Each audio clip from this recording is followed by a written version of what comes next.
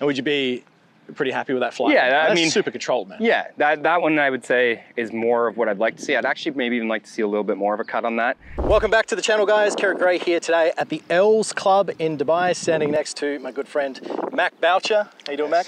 Good to see you, man. Well, yeah. So today we're going to be covering off a whole bunch of different shot shaping techniques. We're going to be hitting some trick shots, and Mac himself is going to be showing me exactly how to play some of the shots that he's become renowned for all over the interwebs. I'm excited and pumped to get into it, see if I can help improve my shot shaping as well. There's going to be a lot of hidden information within these videos that you can use to implement into your game and make not only your practice a little bit more engaging, upgrade your performance and help lower your scores. If you want to see more of Mac, head over to Mac Boucher Golf on Instagram. He's a Canadian tour professional and also a trick shot artist. So stay tuned, all these videos coming towards you. Lots of value, lots of fun. I'm looking forward to it.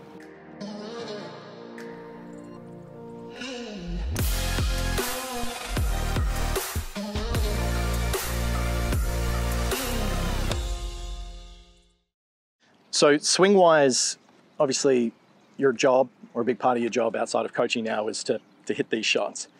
How do you work on your own swing, and what are you working on at the moment? Yeah, so big thing is contact for me. I've stopped worrying necessarily what the golf swing looks like, because when I get too caught up in that, then I get too technical and I become a head case in the backswing. And we always know that your golf swing on the range, comparative to what it actually looks like out on the golf course, completely different. Right, exactly. So for me, contact drills are really important for me. If I feel like my swing is going south, immediately go to some contact drill. Another thing that I'm always struggling with, because I naturally want to hit the slinger shot, I get super underplaying in the downswing. I get here, and then I hit flip. So if I have to hit a cut, it becomes a bit of a problem. I get still underneath it, and I have a hard time getting my path kind of out to in. Okay. More of a cut feel.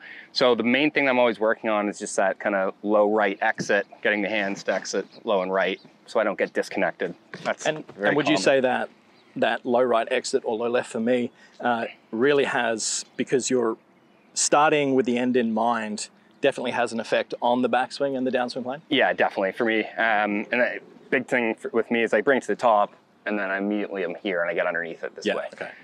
Again, that's just a move that I would use. So way too much left side band. Yeah, way too much. So do you hit it thin or fat predominantly with your irons? Fat when I'm trying to hit the cut.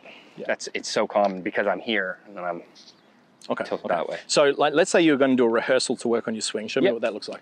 So if I was going back to my stock push fade kind of ball flight, which is let's go with the checkered flag. Yep.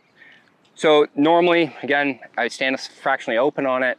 So you do that for every? Yeah, I'm pretty open. I will naturally kind of square myself up if I'm trying to get steeper and across it, because it forces me to do it, because I have to start it on the target line. But generally I do stand fractionally open on it. And then the rehearsal swing would essentially be, I want my hands disappearing behind my body, club head staying out in front of me, low and around my body. Yeah, okay.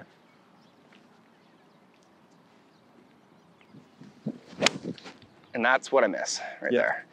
So I could feel the disconnect here, and then that's what starts happening. I start hitting kind of poles like that. So what sort of dry drills and slow exercises do you have to work on that then? Yeah, so I mean, I've always used the towel drill just on my arm. I know it's super basic, but just to get that connection, because I find... Do you just do your trail arm, or you do both? I do both. I'll do full swing, I'll do trail arm. Let me get it. So obviously there's a variation of a whole bunch of different drills you can do when you are working on connection, right? And your pressure points with your arms on your body. You can use tees, right? Towel's a big one. Do you just like the towel because it's a little bit more obvious and it really kind of forces? Yeah, I'd say so. I mean, it's always been what I've done under here. It forces me to rotate because this lead arm gets disconnected here. Yeah. And I just struggle. So being a coach yourself, do you work on your swing yourself, or you got someone that helps you? Yeah, so I see a few different guys. Scott Cokes back in Canada, and then Alex Riggs here in Dubai have both been awesome, and kind of just monitoring what I do for the most part. If I'm really struggling, like that miss to the right's been a bit of an issue, so Riggs has always been helping me kind of give me some stuff to kind of tinker with that. But would you say that the information kind of always echoes anyway? Yeah, it's always the same stuff.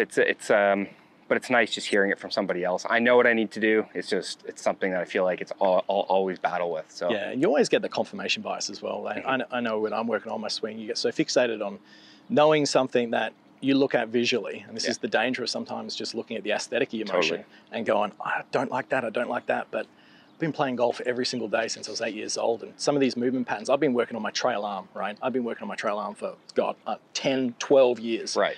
And everything is perishable. And if I don't think about that thing for, I don't know, 2 weeks, I look at it on camera, especially with a driver, and I feel like throwing up. Totally. A couple of minutes in the range, and then I'll get it. But then if you put me on the first tee in the tournament, oh boy. Yeah, it's straight back to the old habit. It's maintenance though. But 100%. What's the alternative? You just let it get loose and... No, and I think for me, when I do work on this low right exit, my contact generally gets a little bit better. I stop seeing that kind of chunk miss or just that bad contact. I hate bad contact. I think for me, I could care less if my ball goes dead left, but if I stripe it, that's what I want. Because I know if I'm striping it, then I'm doing a lot right. Yeah. It's maybe just a little bit of a club face, a little bit of a path issue that I can fix over time. Okay. But contact-wise, I find I'm always hitting my best when I put some maintenance in on connection and that. Great word, maintenance. Can you just do a couple of slow rehearsals of what you're trying to work on? Yeah. Just so we can see it.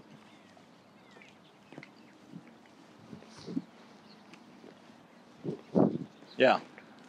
Okay, let's keep that going. So if you set up to the ball for me, right, relative to our target line, let's just say this is just your shaft plane line. Yeah. If you're swinging to the top here, right, then generally what you're saying is you get under here too much left side bend. So you struggle with blocks and hooks. Exactly, right? Flip hooks or essentially massive blocks. And I know when I first stopped playing tournament golf, I went through a real dark period where I had a wrist injury. I used to be steep on it. It used to be big pull cuts. That was my only shot shape that I really did. I hit slingers like quite often as well, but my main shape was pull cuts. Yeah. Had this wrist injury and I was so scared of hitting the ground that I naturally shallowed myself out. Again, just using my athletic ability to shallow myself out. And that's when I started really finding that it was hard for me to hit that natural pull cut, which is why it turned into a push cut. How long would you say it takes you to get back to a position where you feel like you're able to get your swing relatively neutral? So if you were going to play, like we're playing this afternoon, right? And let's say that you had a lot on the line and it really meant something to you and you wanted to execute a shot. And for whatever reason, you did have the ability to go hit some shots on the range before. Is it 5 minutes, 10 minutes? It's probably more than that, I'd say. Yeah. Just with how in to out my path gets. I work in huge extremes. That's great though. So for me, my path goes from to 29 in to out with an 8-iron. Love that. Like it's wild. So for me to get back to 3 out to in, that's a big jump, right? So the body needs time to recalculate that. So I'm always making sure, like people are always like, why don't you practice the slinger on the range? I'm like, because that is easy for me. Yeah. The cut is the feel I need to have as a way of fixing my swing, essentially. Or not fixing my swing, but keeping my swing where I want it. Yeah. If that makes sense. Yeah. Okay, great. Yeah, so that's a very important aspect to note right there, is that a lot of players do when they're making swing changes, they might hit 1 or 2 shots, get the validation of seeing it straight and going, great, what's next? Yeah, no. And that's the wheels that just keep spinning in regards to your improvement. You're never actually going to ingrain anything. So going through the process and actually getting a better understanding of, okay, I might be able to do it once, but there's a big difference between demonstration and ownership. Like you don't own that at all, and you don't have the right to think that you're going to be able to produce that, because as soon as you're in a tournament, you default to your level of training. 100%. Right? And that's what I've noticed in the last couple of years since like I played the odd event here and there, just as something fun to do. Those first tees, like all of a sudden you're like, I wish I had that feeling ingrained into me, where I just could trust that I could rip that thing low and right and know that it's going to hit that little push cut. Yeah. So then I default to my big slinger, and obviously the slinger can get a little bit, especially when there's trees on the left. Yeah, exactly. So on a hole that I have to hit a cut, it's like this is a challenge. So something that I've really dedicated myself with since getting to Dubai this year is like every time I hang balls in the range, it's like cuts only for the most part. I'll hit the odd one just to if I have to, but I really want to feel that cut. Yeah, and it's so important for me. Great. Let's hit a couple of drill swings. Okay.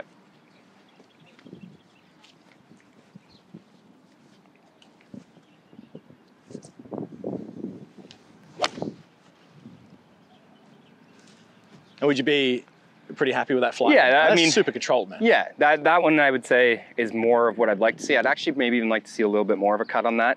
Like the contact, was that a little bit high on the heel? No, it was I think that one hit them decent on that one. Yeah, okay. But sometimes the contact just off this fluffy grass. Yeah, it's like teed up, right? I'd like to see more of a, again, I need that exaggeration. When I'm hitting my best cuts, it's like down and across it, which is what I need to feel. And I struggle with that now. I've got the shanks now. So do you think that, like, where do you think that comes from your perspective? So just with your open stance, right, do you sometimes feel like a shank is a possibility? Yes. I mean, I don't do it very often. I'd say I shank it very seldom. They do come out the odd time if I'm trying to cut it. I think it's just restriction for me. It's like, because I want to just free flow everything. Yeah. When I get too like caught up on like this feeling, a lot of things get disconnected. So when that starts happening, I just tone it down completely. I hit like, if I hit a couple bad ones and then I slowly start building that speed back up. So I'll go like half speed, just really feeling what I want there. And just try and get the feeling of it. Just get the feeling of it, getting the path out to end, not really worrying about where the ball goes, just getting that feel.